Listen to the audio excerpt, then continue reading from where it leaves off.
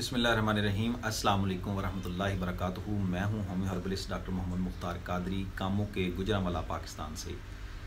इस वीडियो में हम बात करेंगे तिब्बे मुफरद अज़ा के मुताबिक गुद्दी उज़लाती तहरीक की अलामात, जिनमें ख़ासकर ब्लड प्रेशर की वजह से सर चकराना या उस वजह से नींद ना आना या गर्मी और हरारत की वजह से पेशाब में जलन और पखाना में जलन होना या किसी जगह से गुद्दी उज़लाती तहरीक की वजह से जो है ब्लीडिंग होना, खून का आना और इस तरह की दीगर जितनी भी अलामात हैं गुद्दी उज़लाती तहरीक की वजह से, गर्मी खुश्की की वजह से, ये नुस्खा उन मरीज़ों के लिए बहुत ही कारआमद और बहुत ही ज़्यादा मुफीद है।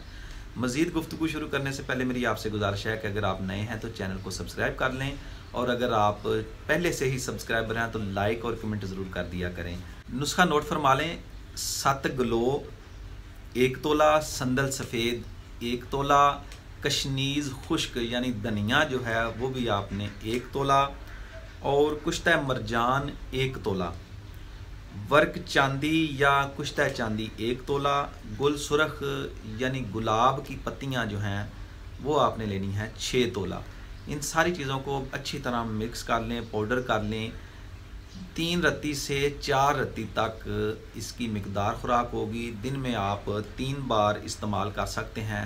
साथ मुरब्बा आमला या मुरब्बा सेब जो है, सेब का मुरब्बा ज़्यादा मुफीद है, वो साथ इस्तेमाल करें। इंशाअल्लाह अज़ीज़ पहली ही खुराक से सर चकराना गुद्दी उज़लाती तहरीक की वजह से या ब्लड प्रेशर का हाई होना, गर्मी खुश्की की वजह से जो है इससे इंशाल्लाह फ़ायदा होगा।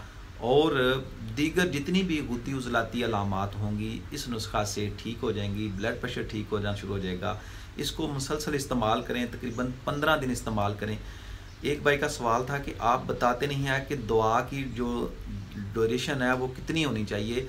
तो ये मुख्तलिफ मरीज़ों में मुख्तलिफ होती है, हर मरीज़ की एक जैसी नहीं होती। ग़िज़ा जो है इसके साथ असाबी उज़लाती या असाबी गुद्दी ग़िज़ा होगी।